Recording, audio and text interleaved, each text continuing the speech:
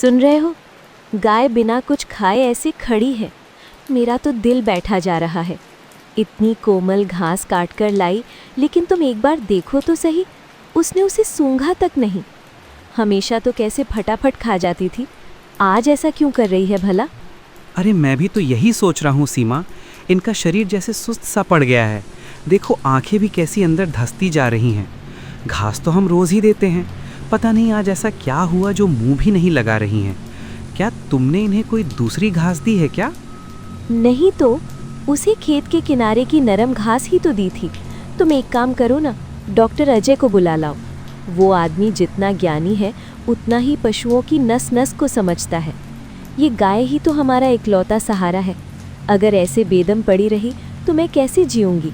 जाओ ना, बहुत देर हो रही है, शाम ढल रही है और रात होने को है। बाप रे बाप! अरे बाहर देखो सीमा, कैसा तूफान आया हुआ है। आसमान टूटकर बरस रहा है। डॉक्टर अजय का घर तो काफ़ी दूर है।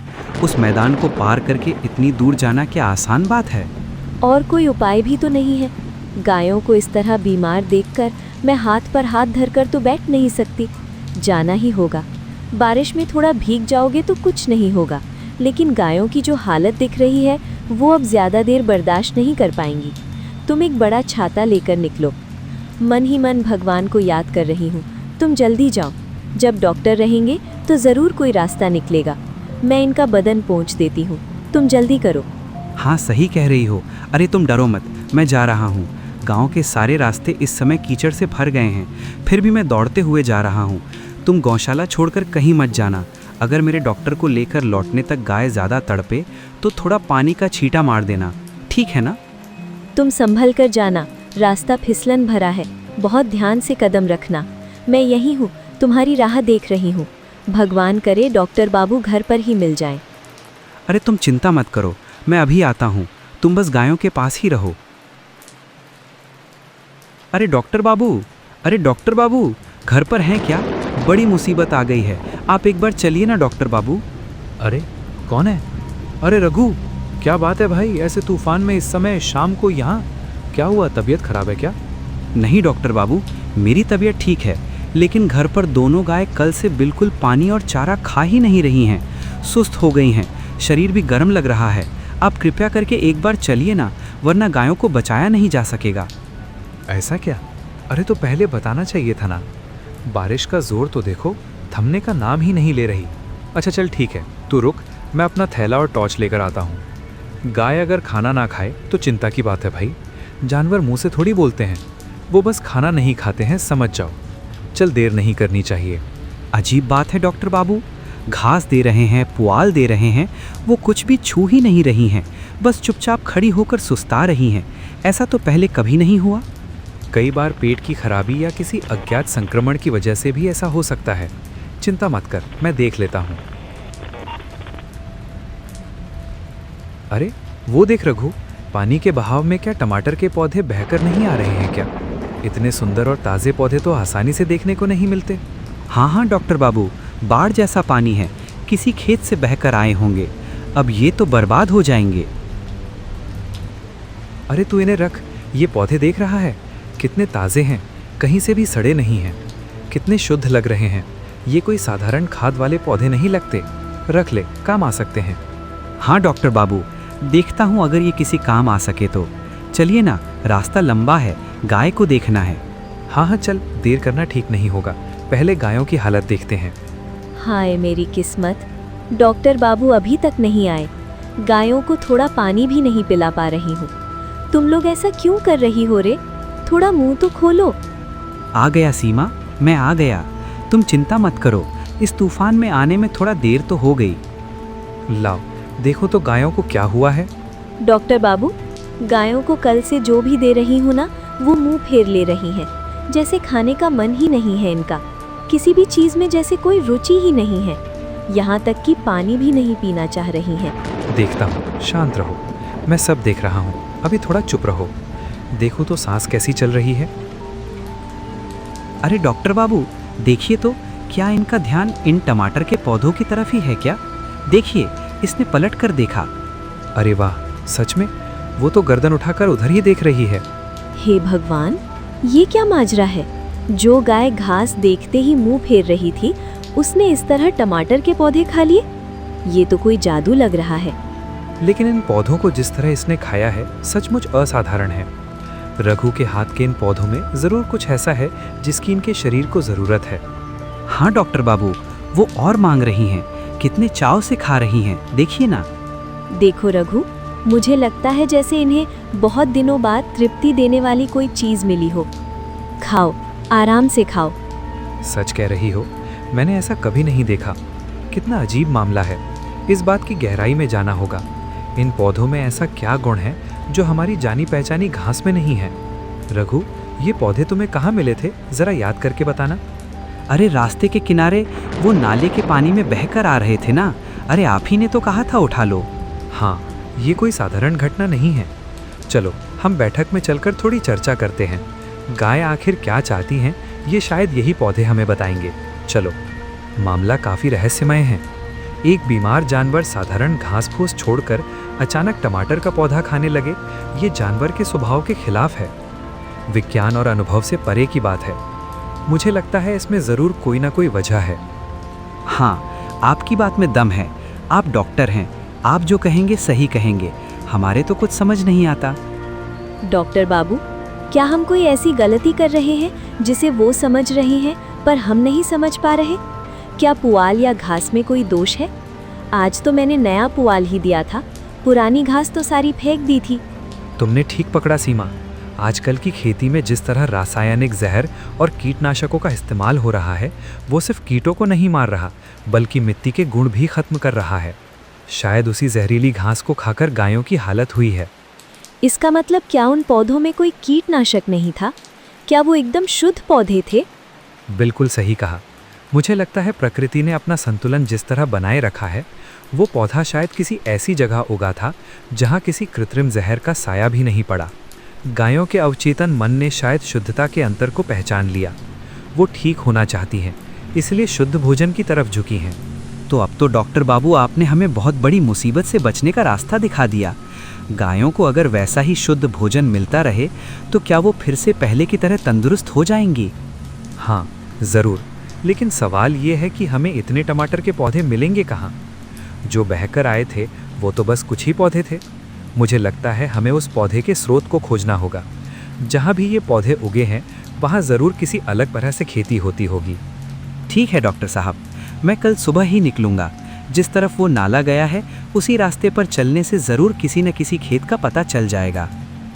तुम निश्चिंत होकर जाओ, मैं गायों का ध्यान रखूंगी। मैं खुद भी देखना चाहता हूँ कि इस आधुनिक युग में कीटनाशक के बिना कौन सा ऐसा टमाटर उग रहा है। ये सिर्फ भोजन की तलाश नहीं है, ये एक नई शुरुआत का संकेत है। तुम लोग तैयार रहना। हाँ डॉक्टर बाबू, कल भोर की पहली किरण फूटते ही हम निकल पड़ेंगे। टमाटर के पौधे के स्रोत को खोजना ही अब हमारा इकलौता लक्ष्य है। देखो गौरी, कल रात की उस भारी बारिश ने सब कुछ तहस नहस कर दिया। मेरे प्यारे टमाटर के पौधों का आधा हिस्सा तो पानी के बहाव में बह गया। कितने जतन से इन बीजों को सींचा था, ये पौधे बड़े किए थे, सब खत्म हो गया रे। प्रकृति पर तो किसी का बस नहीं है दादी, जो चला गया वो वापस नहीं आएगा।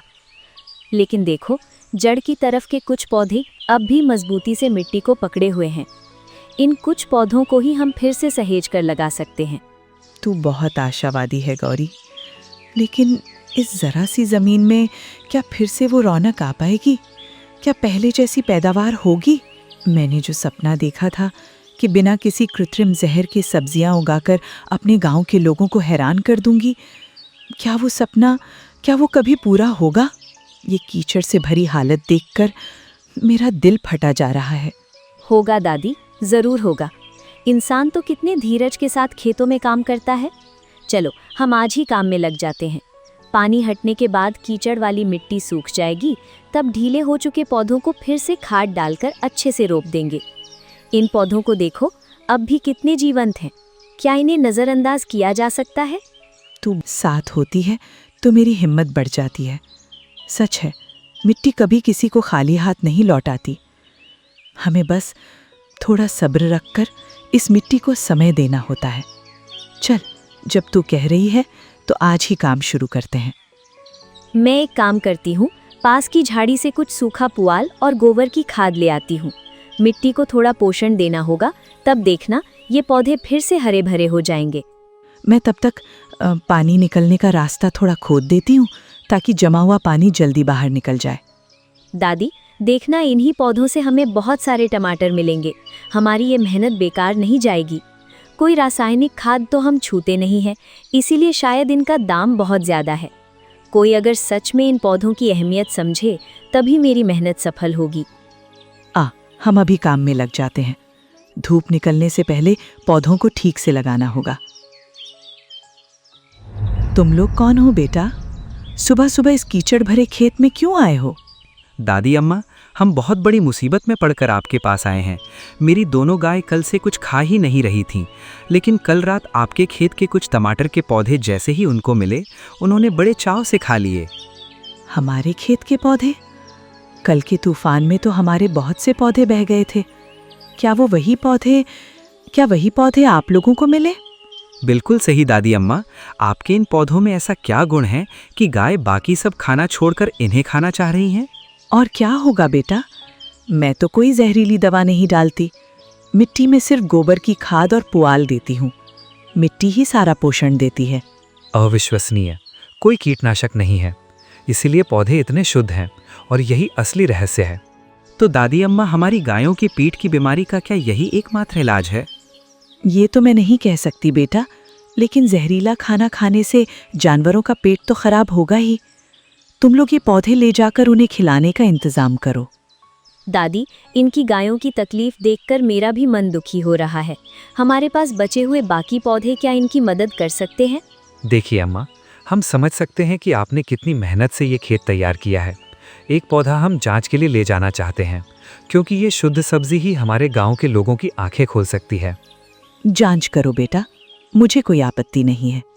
मैं चाहती हूँ कि गांव का हर एक इंसान समझे कि कीटनाशक छिड़कने से कोई फायदा नहीं है। आपने कितना बड़ा उपकार किया है, ये मैं शब्दों में बयां नहीं कर सकता। गायों की ऐसी तड़प देखकर हमारी जान हलक में अटकी थी।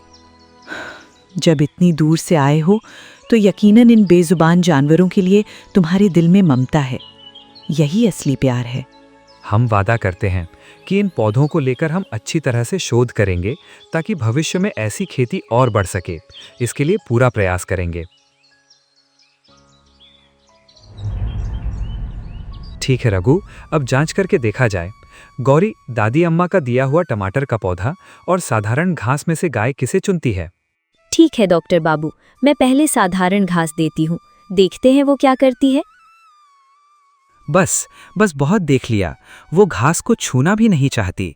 घास की महक में ही शायद उन्हें कीटनाशक की गंध आ रही है। अब वो दादी अम्मा वाला टमाटर का पौधा धो इसको। अरे ले देखिए डॉक्टर बाबू, अरे कैसे फुर्तीले अंदाज से खा रही है। एकदम गप कर गई। उसने सीधे पौधे को मुंह में दबा लिया। बिल्कुल सही, देखिए कितने संतोष से खा रही है। यही तो सबूत है कि वो शुद्ध भोजन ही ढूंढ रही है। क्या मैं कुछ और पौधे दे दूं? वो तो एक बार में रुक ही नहीं रही है। नहीं, ज्यादा मत दो, थोड़ा थोड़ा करके दो।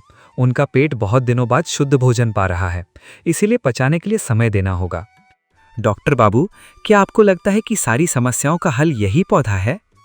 देखो, ये एक बहुत बड़ा इशारा है। गाय कितने चाव से पौधे चबा रही हैं। उनकी थकान जैसे पल भर में गायब हो रही है। क्या मैं सीमा को बुलाऊं? वो तो कल से चिंता के मारे कुछ खा ही नहीं रही है।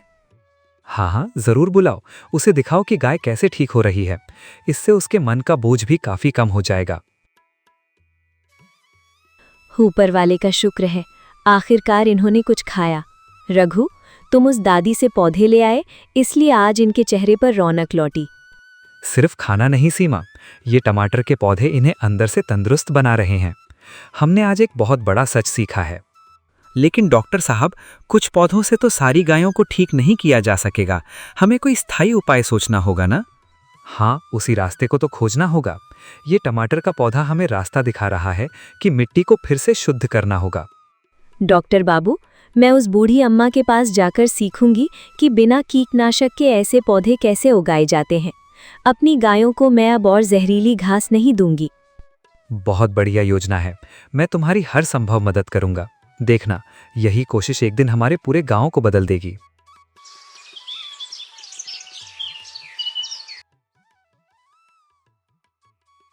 देखो न रघु, उस दादी के दिए पौधे खाने के बाद से ही गायों में कैसी फुर्ती आ गई है। उन्हें जैसे नया जीवन मिल गया हो। हाँ सीमा, बिल्कुल सही देखा तुमने।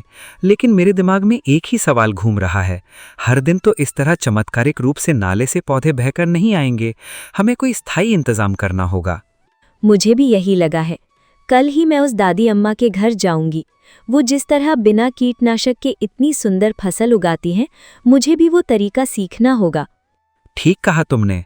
पर मैं सोच रहा हूँ, लोग तो कहते हैं कि बिना जहर के खेती करेंगे तो कीड़े सब खा जाएंगे। हमारे पौधे अगर बर्बाद हो गए तो? गायों की वो बीमार हालत देखकर मुझे सबक मिल गया है।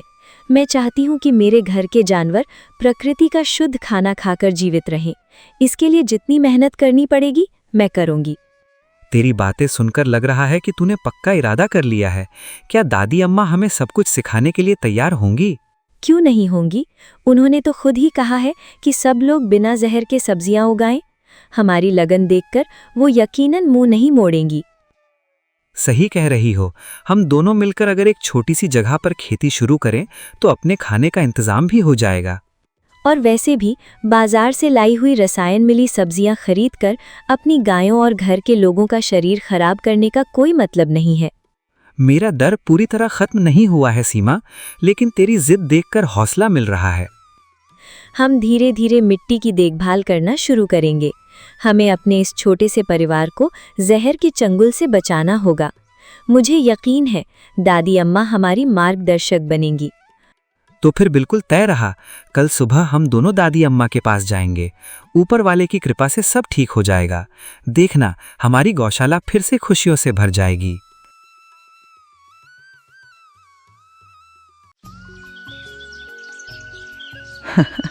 आओ बेटा, कल तो डॉक्टर बाबू आए थे, आज तुम लोग आ गए।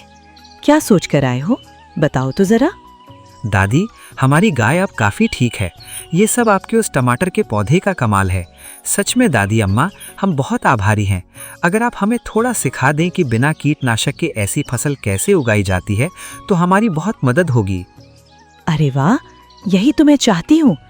इंसान अगर अपनी मिट्टी के गुण को समझने लगे तभी तो ये दुनिया सुंदर बनेगी। दादी, रघु भैया और सीमा दीदी आपकी ये बात सुनकर बहुत खुश हैं। ये अपने घर के आंगन में खेती करना चाहते हैं।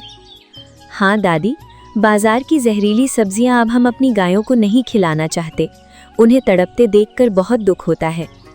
सुनो बेटा, कीटनाशक के बिना खेती करने का मतलब सिर्फ सब्जी उगाना नहीं है। इसका मतलब है मिट्टी से दोस्ती करना। लेकिन कीड़े लग गए तो क्या करेंगे दादी? लोग तो कहते हैं कि दवा न छिड़कें तो कीड़े सारे पौधे खाकर खत्म कर देते हैं। सुनो बेटा, कीटनाशक के बिना खेती करने का मतलब सिर्फ सब्जी उगाना नहीं है। इसका मतलब है मिट्टी से दोस्ती करना। दादी ठीक कह रही हैं। हमारे खेत की मिट्टी हमने गोबर की खाद और सड़े पत्तों की जैविक खाद से तैयार की है। मिट्टी जब जीवंत रहती है तो पौधा खुद अपनी बीमारियों से लड़ सकता है। क्या ये सब बहुत मुश्किल काम है दादी? हम तो साधारण लोग हैं। इतने नियम क्या हम समझ पाएंगे? मुश्किल कुछ भी नहीं है बेटी। नियम बहुत आसान है। पहला, मिट्टी को पूरी धूप और हवा मिलनी चाहिए। दूसरा, नीम के पानी का कभी कभी पत्तों पर छिड़कना कीड़ों को दूर रखता है। तब तो हम ये भी कर सकते हैं। और सब्जियां क्या सच में उतनी ही पौष्टिक होंगी? पौष्टिक ही नहीं, उनका स्वाद भी बिल्कुल अलग होगा। तुम लोग जब अपने हाथों से मेहनत करोगे तब पौधे के हर पत्ते की भाषा समझने लगोगे। पता है सीमा दीदी, हम रोज शाम को पौधों से बातें करते हैं। वो जैसे जवाब देते हैं, ये बहुत आनंद देने वाला काम है। दादी, आप हमें सब कुछ सिखा दीजिए। हम ठीक ठीक पालन करेंगे। अपनी गायों को हम फिर से तंदुरुस्त बनाकर ही दम लेंगे। तुम्हारी जीवों के प्रति दया को देखकर ही मैं खुश हूँ। कल सुबह मैं और गौरी तुम्हारी जमीन पर आएंगे। हम खुद ही देख लेंगे कि वहाँ की मिट्टी कैसी है। आप खुद आएंगी? अरे, ये तो हमारे लिए बहुत बड़ी बात है। आओ बेटा, पहले चाय पी लो, उसके बाद मैं तुम्हें कुछ देसी बीज दूंगी। ये हाइब्रिड नहीं, एकदम शुद्ध बीज हैं। हम आपके कर्जदार रहेंगे दादी। आपके सिखाए रास्ते पर ही हम नए सिरे से जिंदगी की शुरुआत करेंगे।